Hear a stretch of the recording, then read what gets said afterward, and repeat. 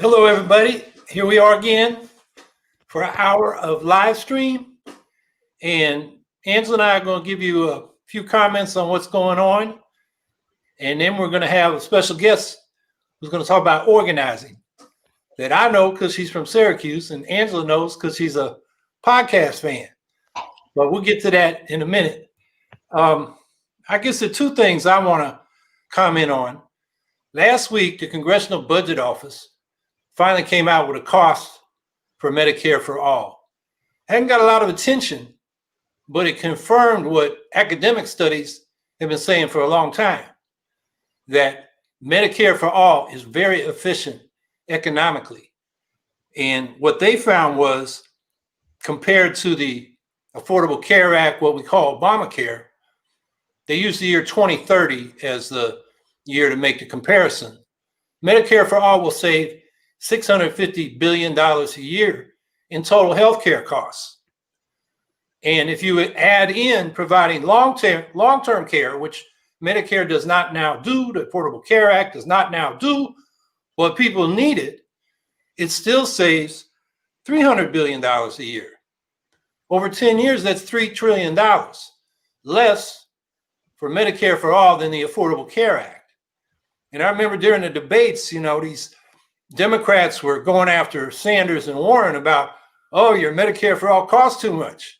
They should have shouted right back, no, the Affordable Care Act and your public option costs more. Well, now we got documentation from the Congressional Budget Office, and there's a good summary on the People's Policy Project by Matt Gruning he gets into the weeds of what the Congressional Budget Office study says, which is pretty technical, and Matt provides it in language that we can all understand. That's the People's Policy Project. So I suggest y'all look at that. And one of the criticisms of Medicare for all is they said, well, Medicare has 2% overhead costs, doing the paperwork to get providers paid. In the Affordable Care Act system, the mix of public and these hundreds of private insurance companies, it's about 30%. So the critics were saying, well, you'll never get down to 2%. Medicare for all is too big. But actually, the Congressional Budget Office found out the overhead would even be less, about 1.5%. So we got, arguments stronger than ever to go for Medicare for all. And here we are in the middle of a pandemic. And when Biden becomes president under the Affordable Care Act, he has the authority to expand Medicare coverage. Maybe it should be covered to at least the people that are suffering from COVID and, paying an arm and a leg to get treatment. Average costs $35,000, $45,000, $50,000. If you get intubated and in there for a long time, some of the bills have been up to $1 million. And they're not talking about that. In fact, the other comment I have is there's a good article by Matt Taibbi that I tweeted about today. And the Democrats just negotiated against themselves and agreed to something less than the Republicans were offering just recently in terms of aid to cities and states who are really having trouble funding basic needs. And now they need that funding so the vaccine can get circulated. So, my comment was, with Republicans like these, who needs Republicans? And here we have Democratic neoliberalism plowing the field for Republican neo-fascism because, the scapegoating of minorities and all these crazy conspiracy ideas and whatnot, people have turned to that. And we saw that in the election. I think it was 84% of Trump voters. For them, the economy was the top issue. And the way Trump was able to frame it was it's a lockdown with Biden versus opening up the economy and you get your job back with Trump. Now, Trump lies and boasts all the time, but he framed the issue and the Democrats didn't have an economic message. And that's scary because Trump's vote went from 63 million to 74 million. He gained among everybody but white men, which is ironic given how much Trump has vilified people. And that's because there's not an economic message coming from the Democrats, which means we need the Green Party more than ever because we can't expect this administration coming in to provide economic relief for the people that are, going for charlatans like Trump, because at least he promises it.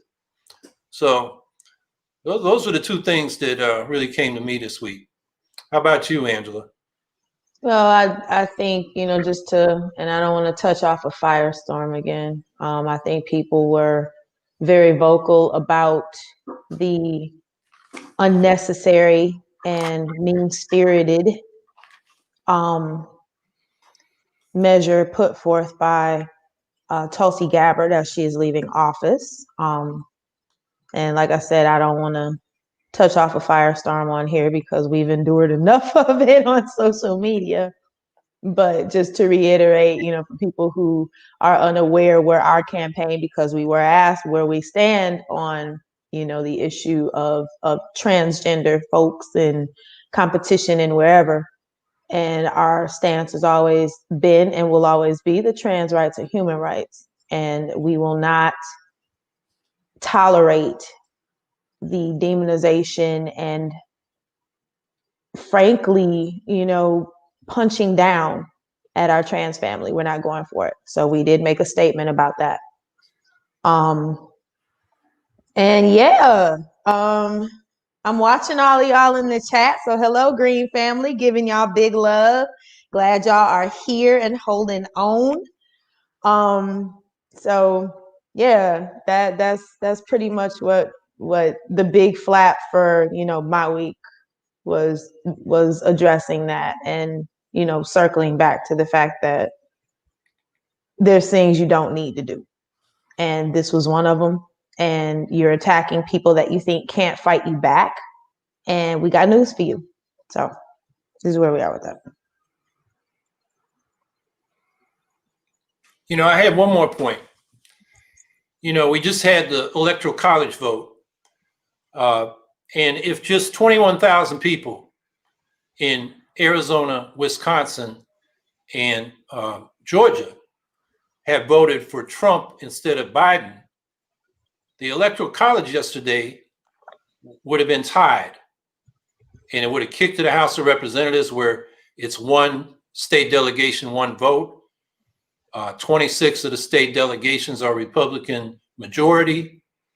And we could be in a situation now where Biden won the popular vote by 7.1 million votes, yet the electoral college again gave the presidency to the loser, Donald Trump, again, which tells me that one of our top issues in the next period is we've got to demand the abolition of the electoral college and its replacement by a national popular vote using ranked choice voting. There's a bill to replace the electoral college with a national popular vote, but that will just entrench this two capitalist party system where the neoliberals are plowing the field for the neo-fascists.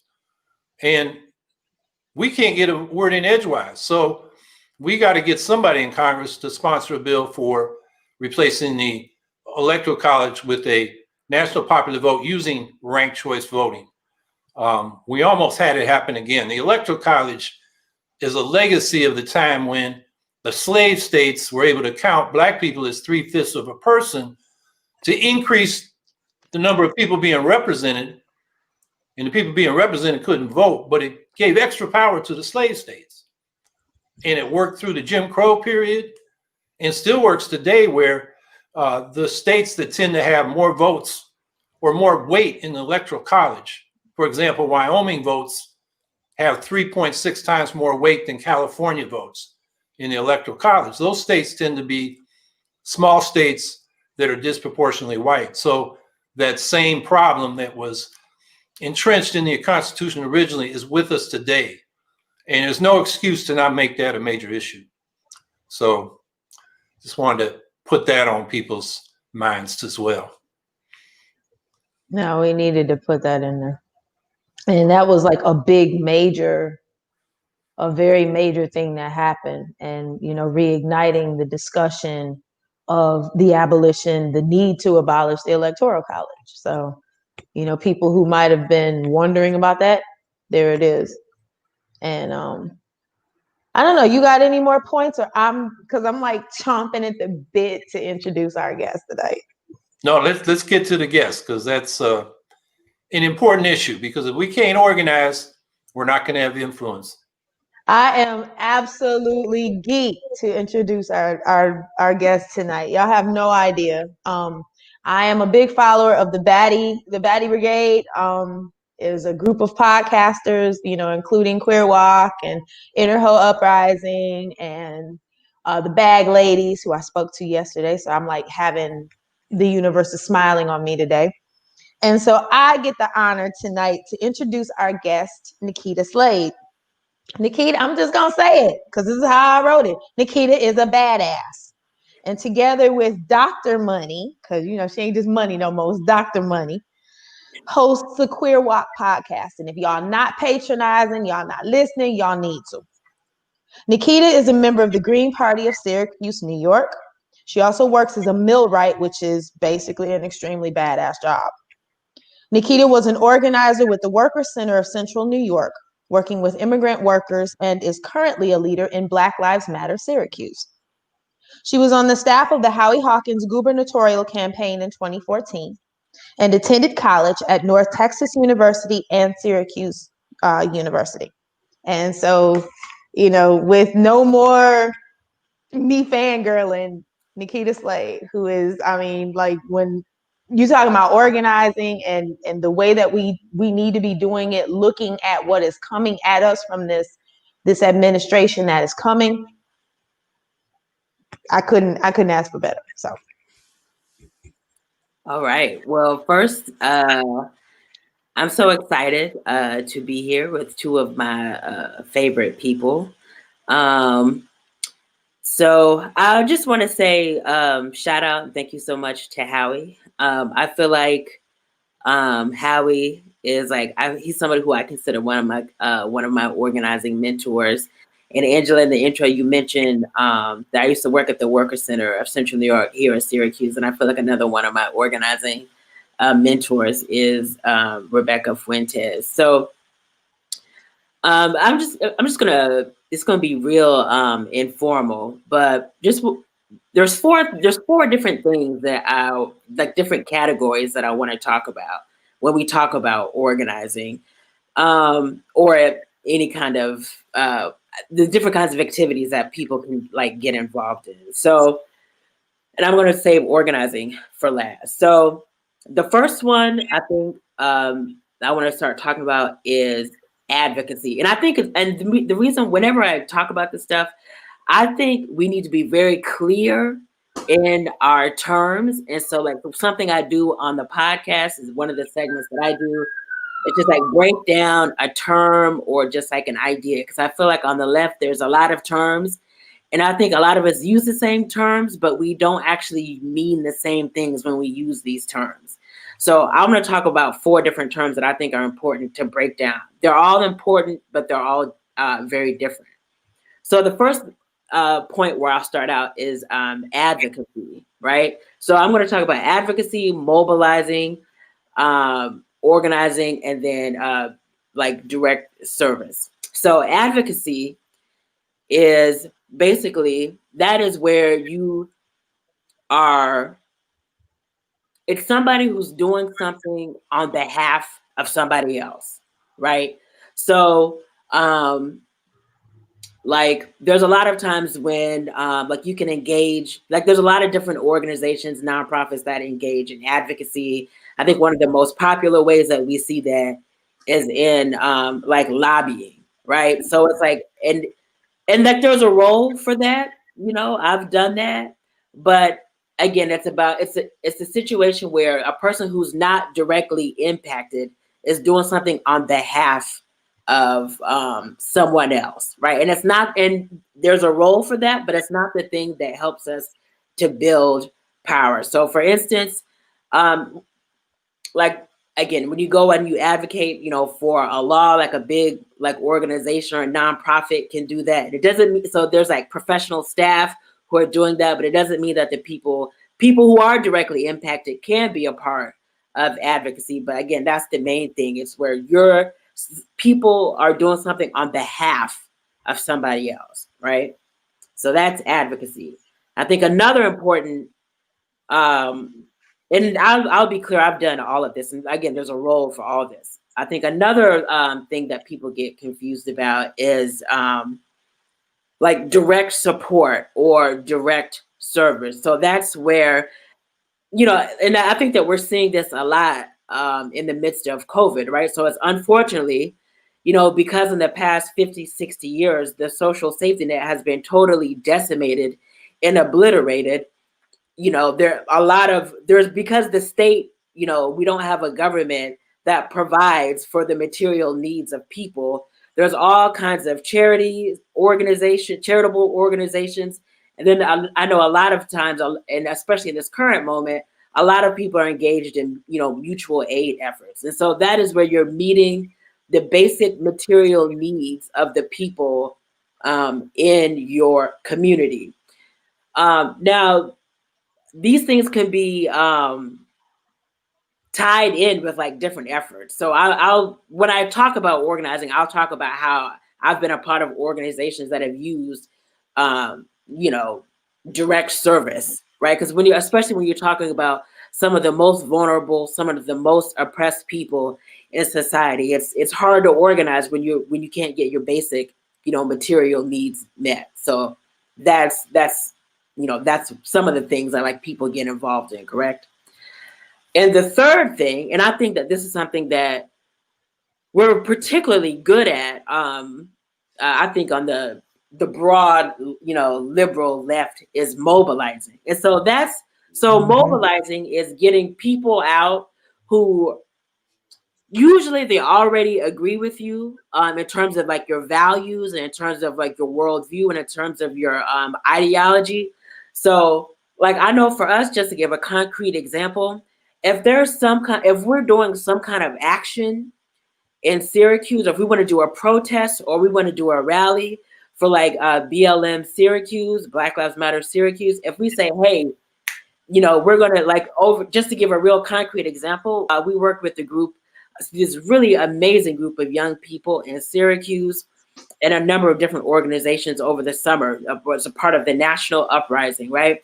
So there's a really wonderful group, BLMQ's Youth, is a group of high schoolers and young college folks. And there's another group called Raha Syracuse. So us, along with them, we put on a 2,000 person march. So again, in the midst of this national uprising, when, you know, hundreds of thousands, you know, and then millions of people across the globe were like, you know, what happened to George Floyd, and this idea, and like the problem of police brutality, when those people poured out into the streets. And so it's like, because we've been active in Syracuse for like the past 5 or 6 years, people know, okay, when BLM says do something, we know that we can count on those people getting out into the streets.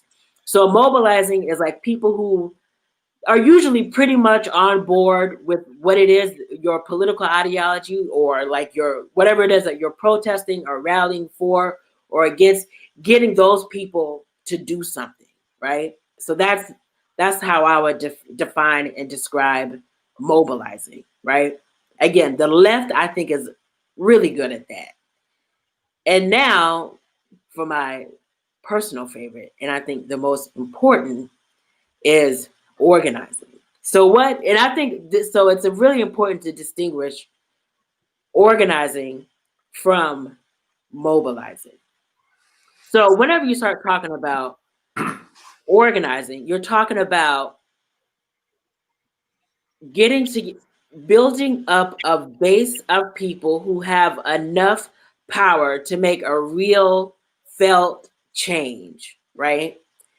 And so the difference, I think for me, the key difference between organizing and mobilizing is organizing means that you actually have to effectively persuade people who aren't already in your orbit of your beliefs, of your values.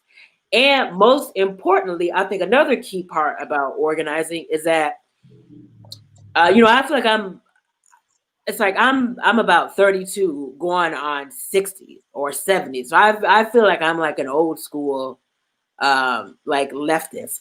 And so another key part of organizing is like values and principles are important, but it's also about building what people organize based on things in their direct material interest. So how does this thing, so I need to build up power, so, and build up something in concert with others, because that's another key part about organizing. It's always about the collective, right? So when you think about the ruling class, the ruling elite, something that I think everybody should follow, Miriam Kaba, who's just, I think that's one of the finest, sharpest organizers. You know, she says, you know, the ruling elite has organized resources. It's like, I don't know about y'all, but I don't have any kind of trust fund, right? I know we don't come from millions and billions of dollars. So they have organized resources, so we need to have organized people. So everything that we need to do is collective. But as I was saying about your direct self-interest, it's like you have to have a stake. And it's like what you're fighting for has to be able, like you want to be able to feel that in your life, and you, people in the community need to feel that change, right? And so again, it's so like I said, it's about building power, and it's like so power is like you have the ability to get what it is that you want. And so this is just like base building, like organizing one-on-one. And so whenever you're organizing, you have a very clear target. So who is the person that has the power to give you what you want? And so when I think back on like my organizing experiences, so I'm gonna give two examples. So when I used to work at the Worker Center, one of the issues that we worked a lot around in terms of it was like issues in the workplace was wage theft. So wage theft refers to the unfortunate practice of employers stealing wages from workers. Now this is not the so we're talking about like if you work 30 hours, but your employer only gave you 25 hours worth of your paycheck. So I'm not talking about the exploitation that happens to all workers under capitalism, but this is like just blatant, brazen theft, right? Not paying you for all the wages, all the hours that you worked. So whenever we would talk with workers, we would say, and again, so just to give an example, my coworker, Rebecca, or I could have called the employer and said, hey, this worker, you didn't pay this worker, the wages that they were owed. But again, so one of the most critical pieces of organizing is that the people who are directly impacted need to be the leaders, right? So there's something that should actually be empowering about organizing. And one of the best quotes I ever heard from one of the organizers, one of these trainings that we went to, was like, you want to do something in the way that builds the most power, not in the way that's easiest. So going back to the example, we could have called the employer to be like, hey, one of the staff members of the Worker Center could have said, hey, you owe this worker their money from their stolen wages. But it was like, no, that's actually not going to be the most empowering for the worker. And usually in those circumstances, other workers were being shorted their wages. So what we did was we got workers together in a meeting, and then they would come together, write out a demand letter and say, these are all the wages that you owed me, and this group of workers. They would give a demand letter. And so again, going back to the target, who was the person that had the power to give them what it was that they want? It was the boss. And in that instance, a lot of times we were working with farm workers. It was the farm owner. And so again, we could have easily called and said, hey, give these workers their money, but that was not the way that was going to build power for them. And so it was workers collectively came together, wrote up their demands, and that's another key part of organizing. There has to be concrete demands. And it's like, we have slogans, and slogans are critical, but that's not the same as, the felt demand. So it was like the demand was, and this is a very simple example, but it's important. So the demand was return like this X amount of wages to this specific group of workers, right? And so it was easy for, like, in a lot of instances, you know, it would be easy for the boss to shoo, you know, just poo-poo one worker. But if, you know, even two workers, and not, side note, in terms of like the NLRB, concerted activity, Section 7 of the National Labor Relations Board Act says if two workers are working, you know, together to improve conditions in their workplace, you're supposed to not be retaliated against in your workplace. And so again, two workers, but three workers, four workers, five workers, you know, say, hey, you know, exercise, you know, the organized collective power to say you owe us these wages, then that puts pressure on the boss to give in to the demands. And then another key part about organizing is that you always want to be thinking about how to escalate, right? So the first step that they would often do would be, you know, give the demand letter. And again, in these small workplaces, the demand letter was usually, they were just so used to this vulnerable workforce not, you know, speaking up, that the demand letter was often very successful. But if the demand letter didn't work, then again, the group of workers would collectively come together to say, what is the next course of action that we can do to escalate, to exercise our power? You know what you understand what I mean?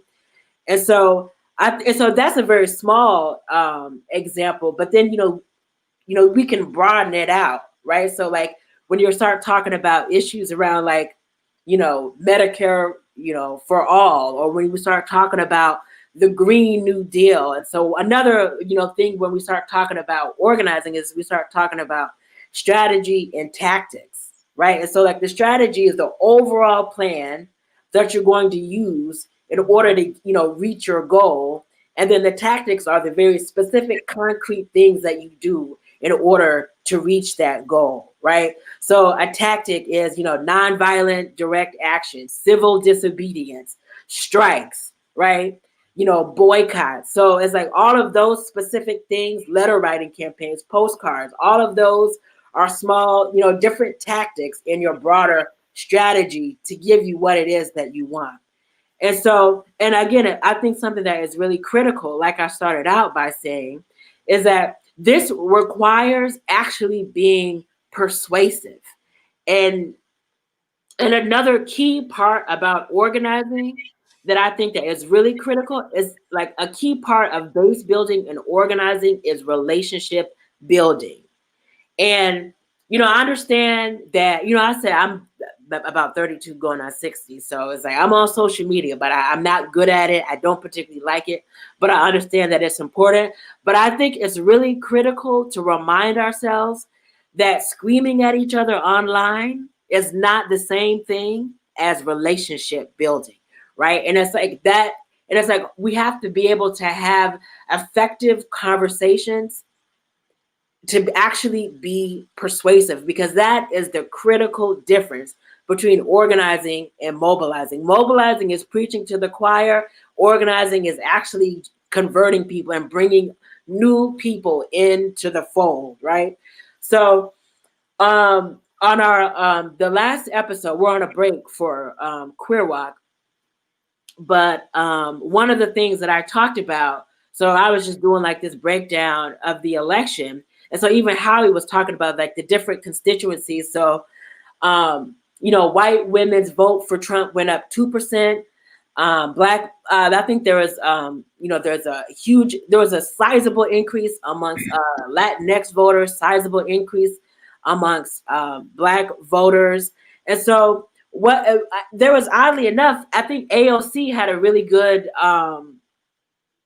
a good quote in an interview that she did with the New York Times. So it's like, we have to be able to break down and see why certain voters, you know, are still, you know, in the throes of like right-wing reactionary, you know, politics, right? And I think that there's a subset of those voters that can be, that can be won over by speaking to, again, organizing their direct material interests. And so does that mean we have to exercise a little bit of common sense. I'm not saying you're going to, when the Proud Boys are marching down the street, you say, hey, I want to talk to you about your self-interest. Those are not the people that I'm talking about. But I think, I'm in the building trades, and I think about some of the guys, that I work with. You know what I'm saying? And it's like, they come from and they live in, these decimated rural areas where there's no industry. And so when Trump talks or when he's scapegoating, blaming it on, undocumented immigrants, or when he's, making all these economic promises, the left has to be able to respond meaningfully to some of these people. You know what I mean? And so that's what organizing, is all about. So it's like, it's like, do you want to be crushed under medical debt? Do you want your children to be crushed under the weight of college debt? You know what I mean? And so it's like being able to have conversations with people around their direct material interests and being able to convert them to a solidly and explicitly left-wing agenda, right? That to me is what organizing, is all about. And I could bump my gums, about this all day, but I think I'm just gonna stop right there. I mean, I listened to your last podcast episode, and the thing is, I was burned out, to be honest with you. And I'm like you when it comes to social media. I engage with it when I have to, but it's exhausting. And listening to everything that you said literally gave me life.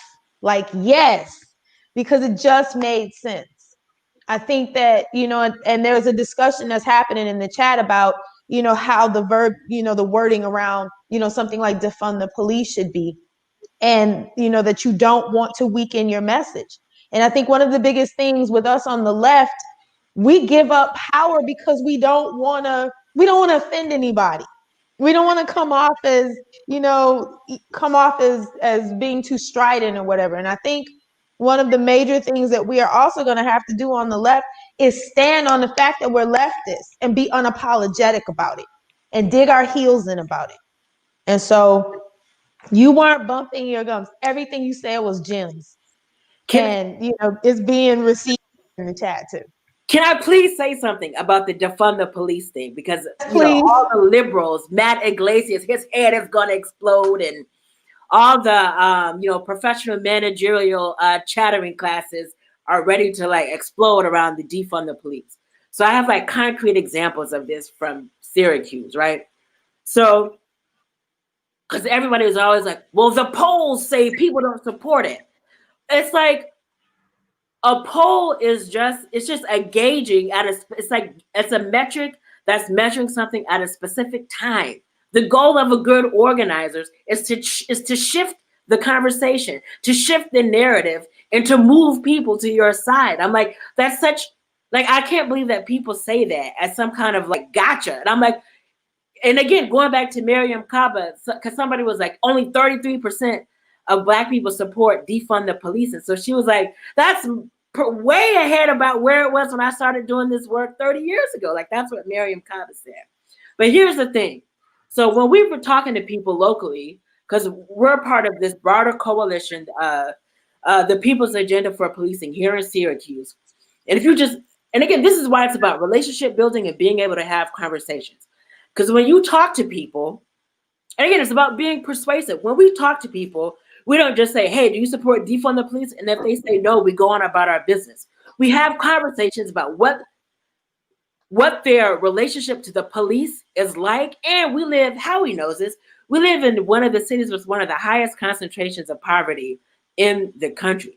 So when you ask people, do you think that the Syracuse Police Department should have 20% of the city's total budget, while there's a youth job program that was only awarded $70,000 out of $100 million budget. If you ask people and you talk to people about that, you know what they say, you know what, that's effed up and that's not right.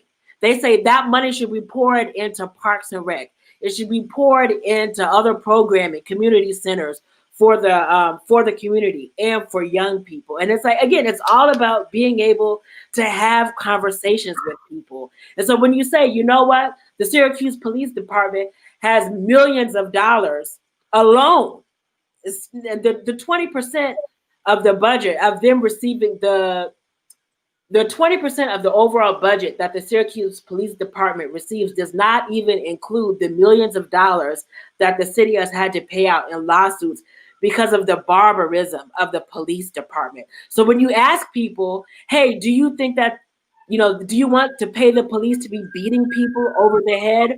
Or do you want, or do you as a community should, this is a good opportunity to talk about participatory budgeting. Don't you think that you all should have a say in where the revenue in the city goes?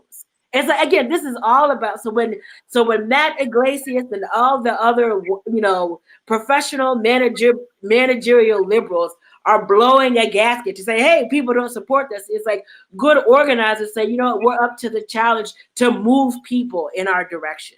That's what organizing is all about. So I'm like, whenever people throw that out, I'm like, yes, we understand where people are and we're ready to push them. Like that's it. It just grinds my gears.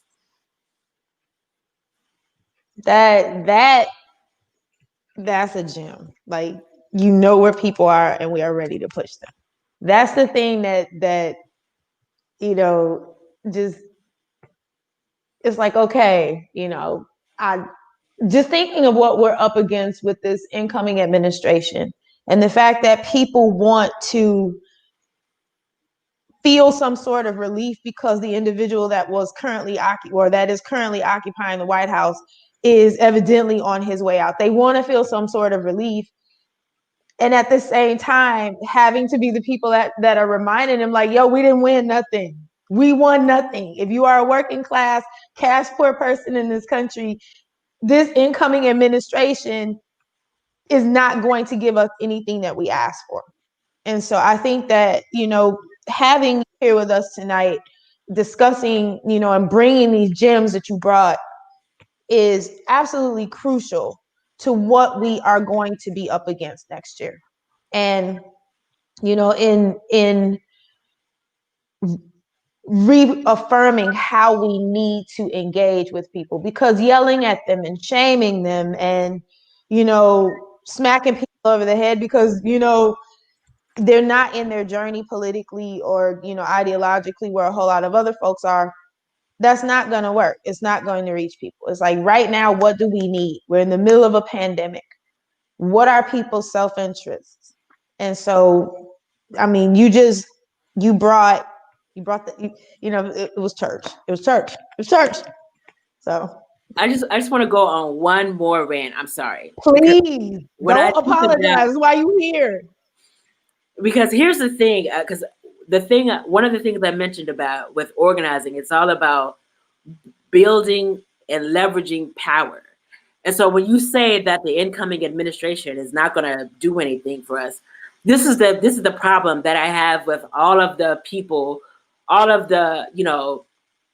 people who are saying, we'll vote for Biden and then we'll hold him accountable. And I'm like, that's backwards. That's backwards. I'm like, you all asked for no concrete demands. And like, you had if you actually have leverage and power, then you withhold it. You say, you know what, Biden, if you don't agree to X, Y, Z, F you, forget you. But people conceded. And they didn't exercise or build any kind of power. And the reality is, like, inside the party, there is no mechanism, there is no leverage, there is no power to get anything from Biden, that we actually want. So I'm like, that's organizing 101. Like, you had no power to exercise. And so he didn't even make any overtures. He didn't even give us lip service to the left. And you look at his COVID plan, reopen schools, wear masks, and what else? It's not a real plan. And I'm like, again, nobody made any explicit, concrete demands of Biden and wielded and built no actual power to move him left on anything. So I'm like, this is, again, organizing 101. 101. All right. And I think it's worse than that, because all these so-called progressives and our public intellectual socialists who are saying don't vote for the Green Party, even in a safe state like New York or California, were enabling Biden, who had no economic message, to counter Trump's false promises. And so the Democrats underperformed.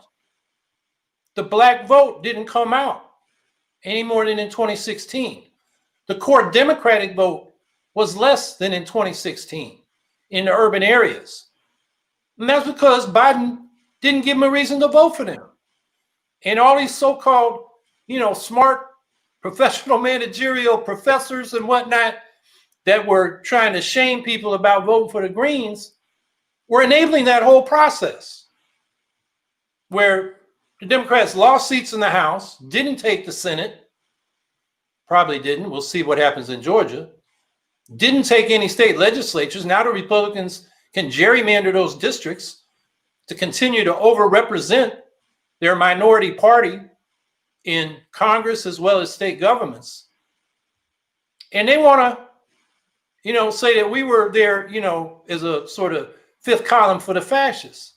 It's ridiculous. The left surrendered, folded up its tents, disappeared, and there was no message. So people that were economically hurting, you look at those exit polls, they voted for Trump because at least he was promising something.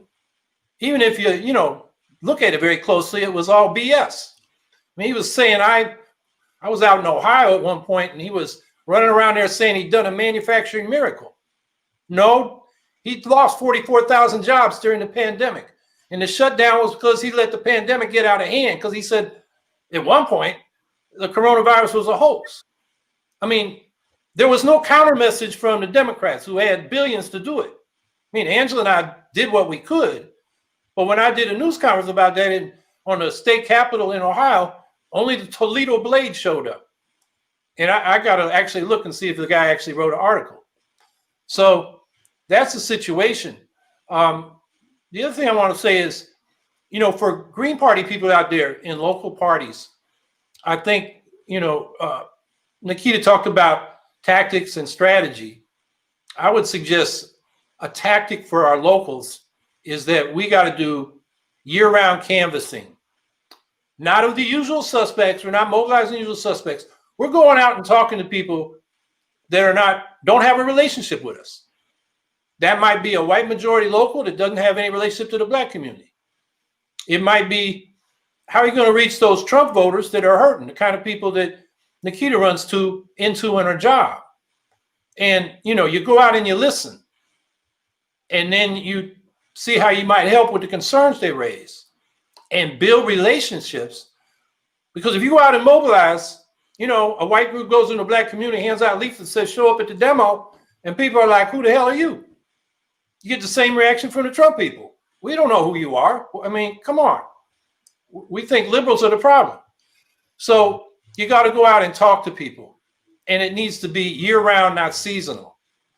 And the strategy is, how do you build a base, not just to, elect a person here or there, or to, win one or this or that reform, but how do you build a base that can take power in your town or your city or your county over the long run? You need a strategic plan. So those are the two things, that I take away from what Nikita was talking about for green locals. You got to be out there talking to people. And while the COVID epidemic's going on, that might be on the phone, but it's much better if you can talk to people face to face so they know who you are. And, they might not even understand what we're talking about in terms of policy. But the fact that we listen to them and we're consistently out there, that means a lot to people. Because the two major parties, they don't do that. They rely on advertising, and most of their candidates, they come through the machine and it's their turn to be the candidate to get designated. And because of gerrymandering, most of these districts are one-party districts anyway. They don't even have to campaign very much. So there's a vacuum there that we can fill. And it means organizing, not just mobilizing the people we already got. And I don't want to take up, because we talked about this before you came on, Nikita, and it was supposed to only be 20 minutes because we know, what your schedule is like. So we were only supposed to have you for 20 minutes and you've given us like a whole bunch. So, I mean, we can't, speaking for Howie too, dang it. We can't thank you enough for being here. So if you want to stay, that's cool. If you want to jet, I'm fired up now, so I'm like, I can stay. Please stay. Yeah, please I'll stay.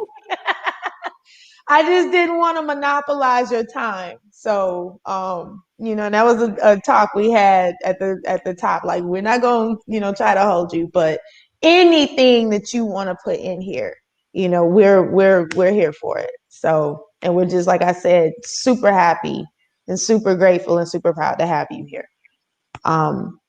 But yeah, I just think that, and I see a lot of discussion in the chat about forcing the vote or having so-called progressives hold their vote for electing Nancy Pelosi as speaker in, as a tactic to force the issue of Medicare for all. I mean, where do y'all fall with that?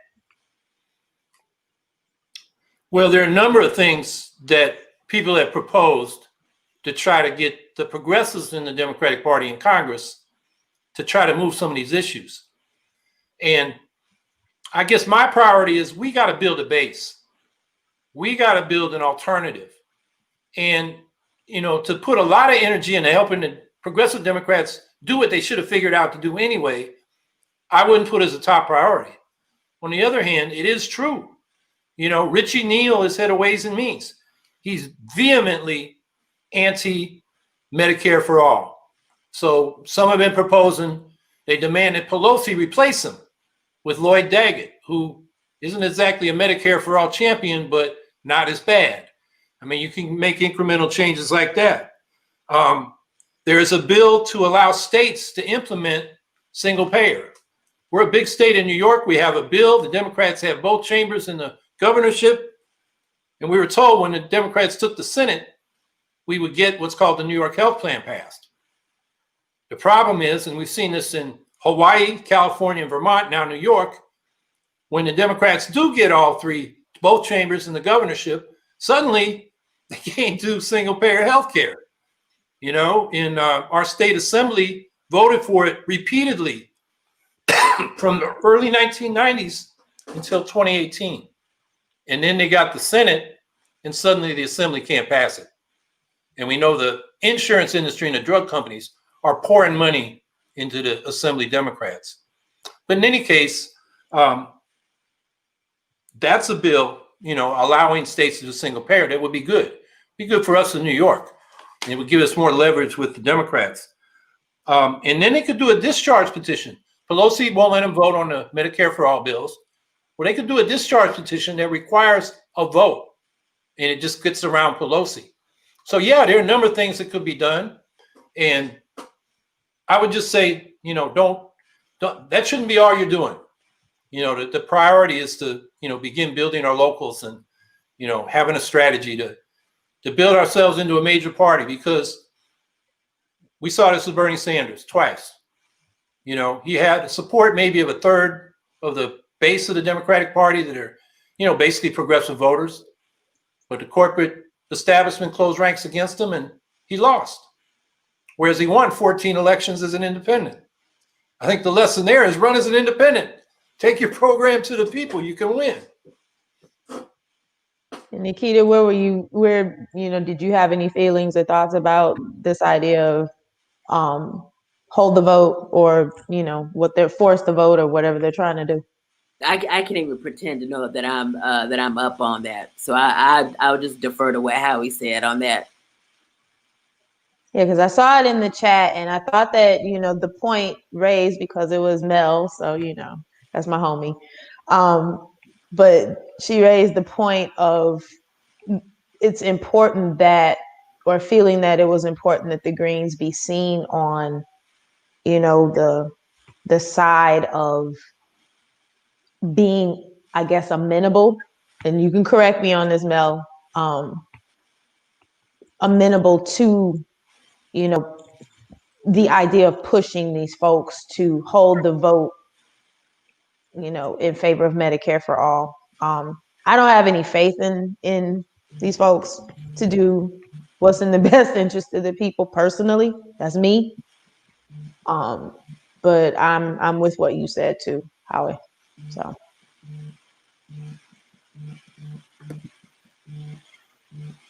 Yeah, we're like, hey, Leonard Liff. We need to reach out to folks like Ron Paul and Robert David Steele and Ben Swan and Gerald Celente and people on the same independent thinking. What are y'all thoughts? Well, I think, I don't know all those people. I know Ron Paul. He's basically a libertarian Republican. He ran as a libertarian candidate one time. And our agendas overlap on a few things, like election reform, civil liberties, staying out of stupid foreign wars. But we have very different thinking on the economy. I mean, the libertarians think the market is the answer to everything, which is the most simplistic, evidence-free claim I've ever seen. So I think, we can work in coalition on issues we agree with, but we're very different kind of politics. Yeah, I was literally going to say the same thing. I mean, the first thought that came to my mind was civil liberties, but there's, the fundamental difference in terms of the economy and capitalism. So I think work together on the issues where you can, but I think to like Angela's earlier point, I think that I think it's also important to be very clear in any kind of coalition about what your principles actually are. So I don't think it's useful to hide or shy away from those differences that we have with them. I think I'm skeptical of people like Ron Paul, but I think I would consider a lot of the guys that I work with to be like quasi libertarian, but then when you like push them, just to give like a real life example, like when we're not working, like we collect unemployment benefits. So it's like, well, you're not all that against, some kind of quote unquote handout if you don't have any problem collecting unemployment. So I say that to say that I think it's like certain people within that base might be worth reaching out to, but like Ron Paul himself or other folks like that, I am personally skeptical. Does that make sense? Yeah, it made a lot of sense.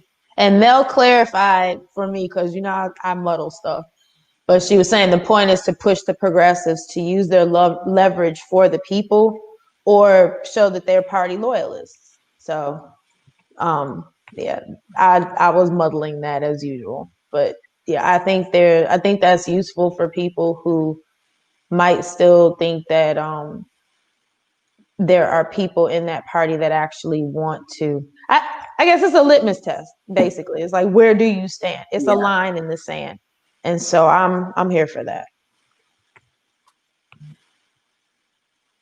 Hey Zeke, do you think we should abolish the CIA?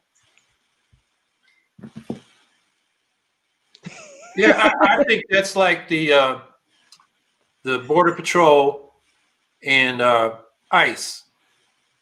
It needs to be dismantled because it's out of control. I mean, they have a lot of covert businesses. There's a lot of evidence they're involved in the drug business all over the world.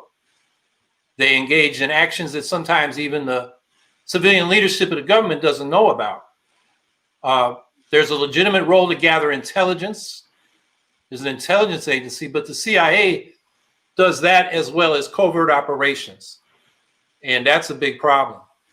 So, my inclination is to say we need to build an intelligence organization from the bottom up and take apart the CIA, which will be a harrowing job because they've been involved in so many coups and nefarious activities, not just abroad, but we have evidence that they've done it in the United States.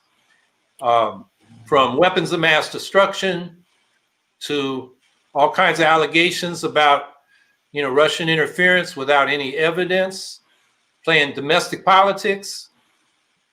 They may have the evidence, but they should not be involved in domestic politics. So I think that agency, we were calling for the abolition of that after the Church Committee in the 70s. And it seems to have dropped off the progressive agenda. It probably needs to be put back on it.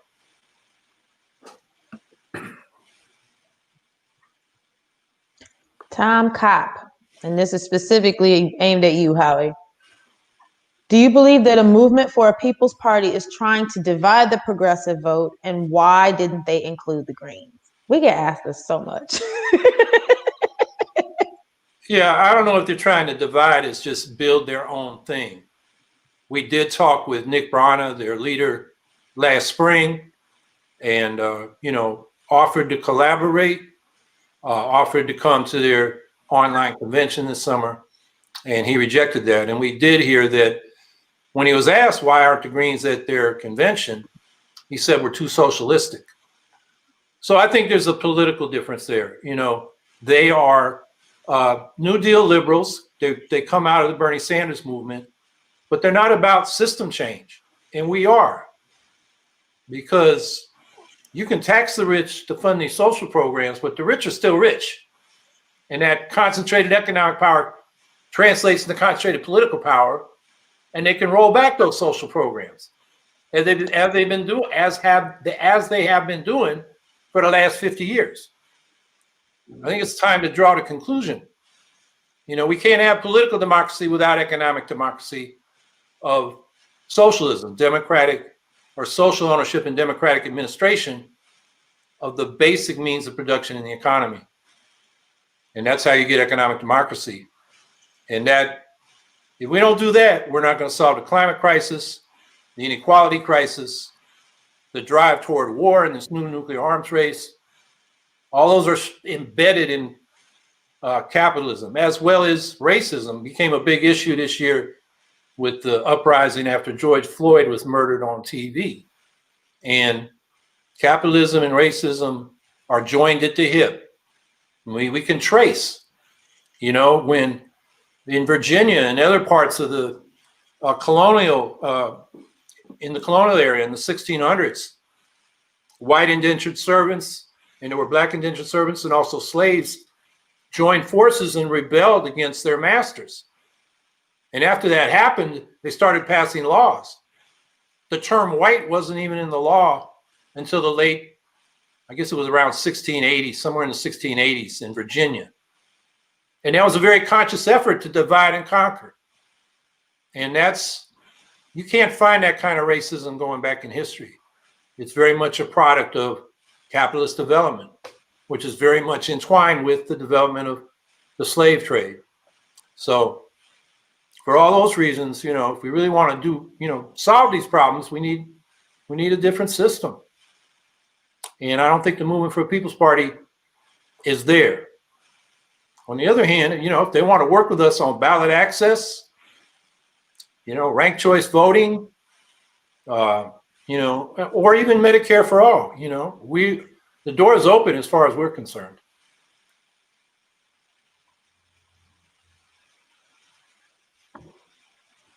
Hey, Potatoes.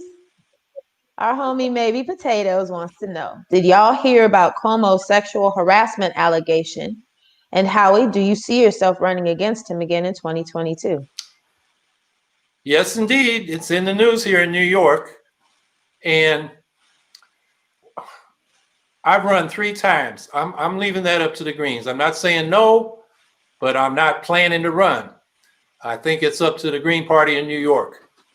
What I do know is I want a full slate, including a Senate candidate against Chuck Schumer, who can run on a peace policy as well as a domestic needs policies. And we can't let that guy off the hook. And I don't think the Republicans will have a strong candidate. So that's a race where the Greens, could really raise some issues and move debate.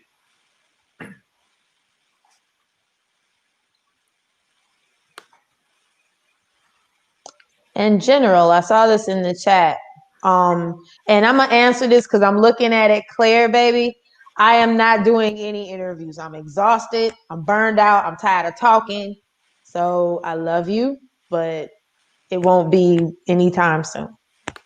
General wants to know, do y'all have any opinions on groups like Christian socialists and agrarian socialists?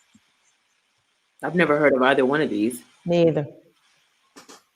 Well, Christian socialism is people like Martin Luther King. Oh, I thought it was like an explicit specific name of a group. Sure, yeah. Yeah, it was a big factor, a big faction of the Socialist Party that was, becoming a major force in the first 30 years of the 20th century. And the agrarian socialists were really the populists. You go back and read the populist literature, post-Civil War to about 1900, and they were talking about socialism, the cooperative commonwealth. That was very much a part of their discussion. And for them, it was socializing the means of trade and communication and public utilities. They didn't want to sell their farms if they still had them. And if they were tenant farmers and sharecroppers, they wanted to get land. So they didn't want to have big, socialized farms, but they wanted socialized infrastructure to support them as independent family farmers. And I think we need that program today. Farmers are being driven off the land. Biden just appointed Tom Vilsack, the guy who was the Secretary of Agriculture under Obama. This guy is a tool of corporate agribusiness. That's going to drive more small farmers off the land. And forget about a Green New Deal for agriculture that would support family farmers, have parity pricing for all commodities, and help farmers make the transition to organic farming, rebuild the soil, all the things we need to do for the climate. That's off the table with Vilsack. And so I think that's another area where, if you're a green in a rural area, you need to go out and talk to the farmers and the farm workers. And they may not call themselves agrarian socialists, but those small farmers, they want somebody to help them, because right now all the big farm subsidies go to corporate agribusiness. And now corporate agribusiness is, a lot of the ownership is going to the private equity firms on Wall Street. They become not just the biggest homeowning, owners of rental housing, they're now buying up the farmland too. So that's a whole program that if the left doesn't provide it, the Democrats sure aren't. We can see that with Biden's pick of Tom Vilsack for Secretary of Agriculture. Against Marcia Fudge, who wanted it, who wanted to help Black farmers, who was very strong on food stamps and food support programs. So they put her in HUD, where they usually put Black folks. So she's a good soldier, she's going there, but it just tells you where the Biden administration priorities are. In agriculture, it's going to be a disaster. So we need to be talking to those folks. I love how Howie is basically like a walking history of socialism encyclopedia. Well, Angela says we got to know our history. She always says that. But I never failed to be impressed, and I've never told you that. Same. But I never failed to be impressed. I just sit and listen and learn. I really do. Well, one thing I'll say about history is it gives you perspective. If you're having a hard time now, you look at history, you see how other movements, there's a famous saying, it might have been Lenin, might have been Trotsky, but sometimes, nothing happens for years. And then sometimes years happen in a few weeks. Yeah. So you got to understand how social change works. And I think a psychological thing is a lot of times when you're organizing, I bet when Nikita talks to these workers, they don't agree with her to her face. But in the back of their mind, she's got them thinking. I mean, I really saw this during the Vietnam War. A lot of these, in my community, a lot of guys worked in auto factory, and they were World War II veterans. And they were very pro-Vietnam War and very hostile to those of us opposed. Until the Tet Offensive in 1968, And then later that year, it just seemed like a school of fish changing directions or a flock of birds. Suddenly they all said, yeah, this war, we should get out of it. And they didn't all decide that instantly. I think the anti-war movement, got them thinking, even if they wouldn't admit it to themselves. So that's another thing. Historical perspective, you kind of can put the difficulties you're having now in perspective and see that, hey, I like to quote, they give it to Gandhi. Somebody said he didn't really say it, but first they ignore you, then they ridicule you, then they fight you, and then you win.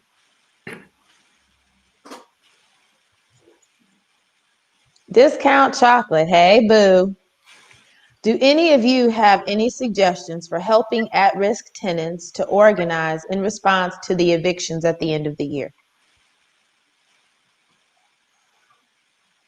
I think that's a great question. So here, like I always say, anytime you want to take any kind of risk, you always want to collectivize the risk. So again, just like what we've been talking about here, the first thing that you need to do is like talk to other tenants in your building, like have a meeting and have a plan. And like, one of the things that we used to do, like I said, at the Worker Center, is you always want to write everything down. So, write a letter and make sure you all come up with very clear-cut demands and say, we're demanding some kind of, rent relief or, something. So figure out what your demands are. Because here's the thing, like I said, with the workplace, capitalism always wants us to think that we're the only people who are dealing with an issue, but you can guarantee that if you're struggling to pay pay rent and other people in your building are struggling to pay rent, then it's like you all need to do this collectively. I wish I could think of them off the top of my head, but I know there's so many different organizations. Like I learned a lot from one of the groups here at Syracuse Tenants United. This was a lot of like grad students or students who were living in terrible housing conditions from like these unscrupulous landlords that we're in Syracuse. Landlords would be down in New York City. Places would be dilapidated, falling apart. They got together, wrote a demand letter. They would organize. They would march in front of the building wherever the property management was. They would get media. And so I think another key thing is you don't need to reinvent the wheel. So you can find out who's already organizing in your community. Like I know that there's like DSA chapters all across the country who have been working on like tenant evictions and that sort of thing. So I think that, again, the first and foremost is talking to people in your building and getting them, having a meeting and coming up with some like concrete demands that you want, like from your landlord, and being able and making the commitment to each other to like take that risk together is very huge. But I wish I could think of some other groups off the top of my head who are doing this stuff nationally, but there's so many different resources that are online. But like, again, find out if people in your community have done this or already doing this, and again, build those relationships with the people, with other tenants like in specific buildings, because that's what makes it most effective. If you don't pay your rent, then your landlord can kick you out. But is your landlord going to kick out everybody in the building? Do you know what I'm saying? So that's why it's important to do this collectively. Angela, Howie, y'all have suggestions? Well, I think it's really important what you said about don't do it by yourself. You can get picked off by the landlord. You got to do it collectively. And the only thing I would add is try to get your city, state, or these people in the federal government to provide some relief. I mean, this COVID relief package doesn't have much for tenants. And so, people need help. There's millions of people facing eviction. This is going to be a massive crisis. Indeed.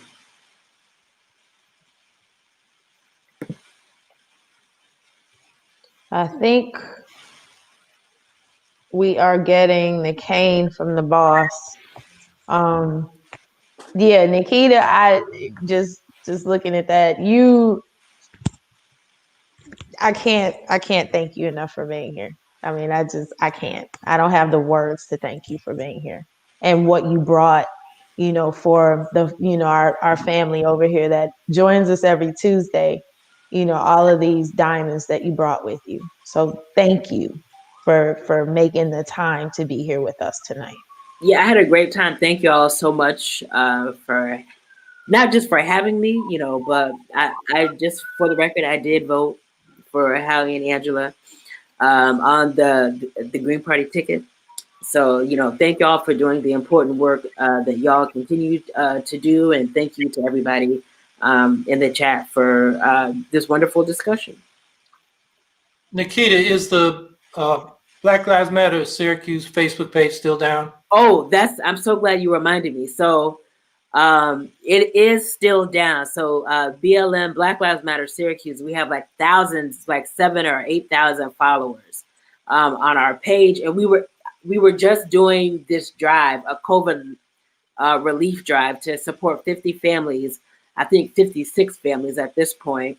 And Facebook took down our page. So we have a little screenshot that shows where we try to log in, and it says, they just totally unprompted, unpublished our page. And again, we were about to give over we were going to give a lot of money to different families, and now it's going to be difficult for us to do that. So if people could put that on their radar and raise hell, that Facebook, in the midst of a pandemic, when an organization like ours is about to support Black and other people of color families in the city, Facebook just unprompted unpublishes our Facebook page.